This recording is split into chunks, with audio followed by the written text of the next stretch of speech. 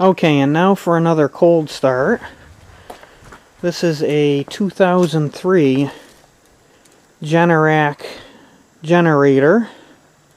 It's a 5 kW unit. Has a 10 horse Briggs & Stratton overhead valve engine. This hasn't been started in about 2.5 years.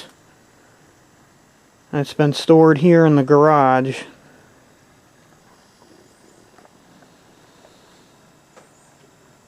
Normally this will start right up on the first pull because I don't store fuel in it.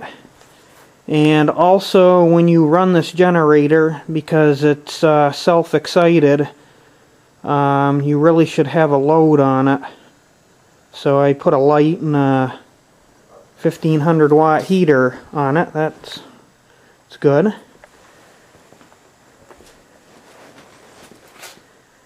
And I'll just check the oil and we'll crank her up. The other thing I do when I start this is I usually grab a hold of the governor to back the RPM off and let it warm up for a second before it goes up to the 3600 RPM run speed. Because to give you 60 cycles, the generators are either wound for 900, 1800, or 36. And since this is a smaller engine and you want more power out of it, you run it at 36. Bigger ones that use car engines, like where I work, they usually run at 1800.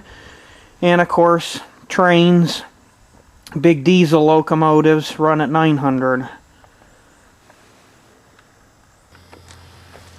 Okay, so let's see if it starts. Full choke. There's no throttle, it's automatic throttle. And let's give it a whirl.